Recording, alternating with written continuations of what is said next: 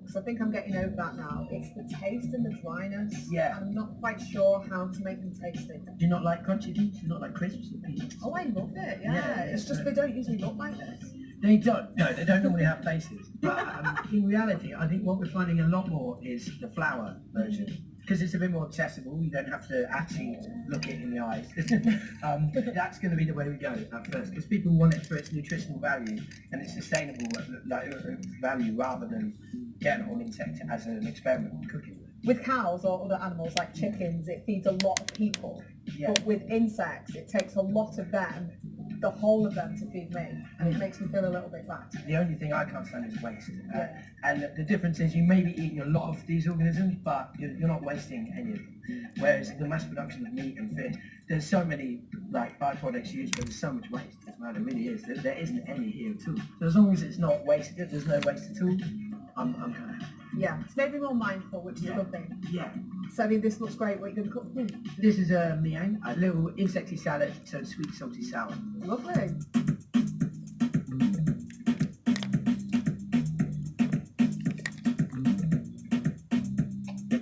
Mix it up a little bit. We might as well show off the insects and let's do a few more insects. Cheers. Yeah. Gorgeous. It's just like some sort of like zesty, sweet, nutty, everything going on in there. A little bit spicy. That is absolutely gorgeous. Seb didn't stop there. We set about making a unique curry with my old favourite, the grasshopper. Start with that. Okay. Coconut cream. Okay. Bok choy. Wild ginger. Keep scraping and stirring it nice and delicately. And what are we calling this, chef? Grasshopper and Asian vegetable whip. It's hot, but it's delicious. That is so good. I can't even tell there's a grasshopper in there. And I can taste the walnuts now. Yeah. I'm not just saying this, but that is one of the nicest things I've ever tasted. That is incredible. And I just want to say thank you so much for reframing in my mind the world of edible insects, because I think I was focusing too much on how they looked rather than how they tasted. Well, won't go that far. I'm definitely questioning. I'm curious. I'm ready to swipe right in this world, and I feel like I'm in there. Now we're gonna fix it. Good luck with it. Get stuck in. Armed with newfound confidence and quality ingredients from Seb, I returned.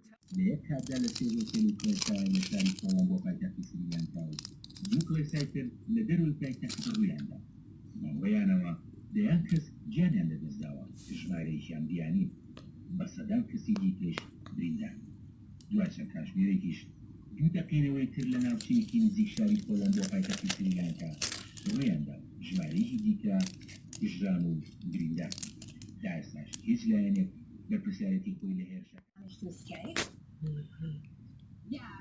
My sister-in-law was in Mexico, so the bomb that went off in eastern Sri Lanka outside of a evangelical church. So she was coming for the Easter services, and she was parking her motorcycle and about to walk in when the bomb blast went off. So she was about 15 meters away and saw it go off. And how is she coping with this? Presumably, I'm not sure if you've managed to speak to her or spend much time with her, but what does she describe in terms of the scenes after what happened? So she, I have talked to her. She's a nurse, so there were children who were sort of vaulted towards her and landed right next to her, so she was treating them, but she said there were bodies all over the place, and particularly a lot of children, because she saw a lot of children come into the church from the Sunday school right before the bomb went off, which happened sort of at the entrance. So it was extremely gruesome, and the hospital there in the east, which is a poorer district by far than Colombo, was really struggling to cope with all of the casualties. So there was a Sunday school with children adjacent to the church in Batacloa where your sister-in-law was, is that correct? The children were entering the church. I'm not sure where the Sunday school exactly is, but yes, they were entering the church at the time. And did she say much about just the scenes we're looking at now are very grim, and we can see blood on the ground and struggle communities, particularly religiously motivated attacks against churches and mosques since 2009. And while we haven't seen anything at this scale or level of coordination before, there have been tens of attacks. And while this is extraordinarily shocking and like traumatizing, I think again it's not an exception in terms of the attitude towards minority communities and the kind of violence that they face in the everyday in Sri Lanka. So are you suggesting that perhaps something on this scale has not come as a massive surprise, that given the sort of isolated, numerous attacks we've seen since the Civil War, that it was building up to something like this? I think it's safe to say that it was building up to something, just given the context in Sri Lanka after the war, because there have been there are huge issues that kind of remain from the aftermath of the war, including a lot of structural causes of the war that have remained kind of unaddressed. Why have these grievances been unaddressed after so many years of civil war and violence? Lack of political will, lack of public pressure to kind of, compel political will. I think that's it. The kind of current government came in with kind of a lot of hope in terms of the voter base for things to maybe pick up and change from the way it was with the previous regime, but we've seen very little progress. There have been kind of, gestures made, but in terms of actual action and results, we've seen very little. And I think we've seen this manifest in various ways, in the last couple of years. We had a massive episode of anti-Muslim violence last year. We've seen barely any kind of, accountability or, anyone being held to account. There's a huge amount of impunity. Speaking about the government, a warning was issued by police, I think on April 11th, about the possibility of suicide attacks on churches. How is that dealt with? This is a really good question, because this kind of came up today after with the government's kind of press conference to the public that said, we were aware of this, but, and we've seen this kind of inaction time and again. We saw it last year. We keep seeing it in various kind of political contexts and in terms of violence as well. And I think these are what the government need to be held to task on. And we're seeing very little pressure being put on the government to actually provide answers where they should be providing answers. It's an extraordinary lack of accountability, and it's infuriating. If this lack of accountability continues, could this fuel another cycle of violence? We've been hearing that there are fears of retaliatory attacks taking place. Well, this is a reality that we kind of had to prepare ourselves for, and I hope the government is giving serious thought to. We had what was dubbed a coup last year, and this created a lot of political instability, but again, the aftermath of it in terms of trying to kind of understand what happened and trying to kind of resolve a lot of the issues that came out of it could have been incredibly slow. And it's the same thing in terms of episodes of violence like this, where we need to worry about how things could potentially escalate. Of course, it's a terrible thing to kind of speculate based on lack of information, which is why there also needs to be transparency in terms of the government communicating to citizens. And a lot of the information that we've seen come through has been through politicians tweeting, and I think that's unacceptable. Well, thank you very much for sharing your insight with us on this story, Vindhya Pataya from University College London.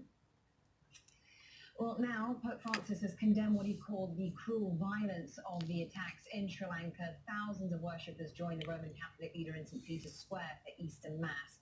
7.5% of Sri Lankans are Christian, of whom 80% are Catholic. The Pope expressed sadness over the attacks, offering his heartfelt closeness to the community there. Ho preso con tristezza e dolore. Dear brothers and sisters, I heard with sadness the news of the horrendous attacks which on this very day, Easter Sunday, have brought mourning and pain to churches and other places in Sri Lanka. I would like to express my heartfelt closeness to the Christian community attacked while gathered in prayer, and to all the victims of such cruel acts of violence. I entrust to the Lord all who so tragically died, and I pray for the wounded and all those who suffered because of this tragic event. You're at the News Hour live from London. There is more still ahead. Protesters in the Bangladeshi capital demand justice for a young woman who was burnt to death after reporting sexual abuse.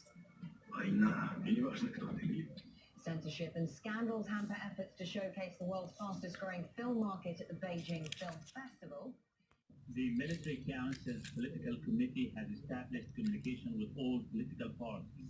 They were asked to provide their respective suggested visions and solutions for the transitional period and beyond. More than 100 views have been submitted and currently examined by the political committee. Within 1 week from now, the military council will return to them with answers and a final conclusion. It is agreed that the former ruling National Congress Party is out of the process. Most of the views center on a civil authority and executive government. But protest leaders are saying that their discussions with the military have not been taken seriously. We reaffirm that we cannot go back to square one. We cannot be intrigued by the military plots. We cannot allow the former regime to regain power. The regime is attempting to reproduce itself. We stood up to it. Live now.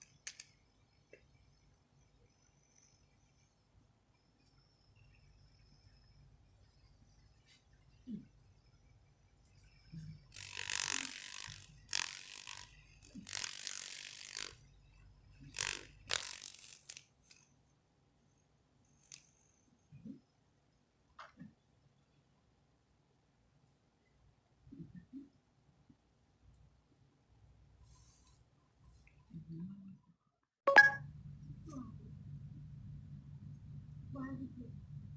If you had a mind, it would be the ultimate kind of human nature. For then we would know the mind of God. Yes.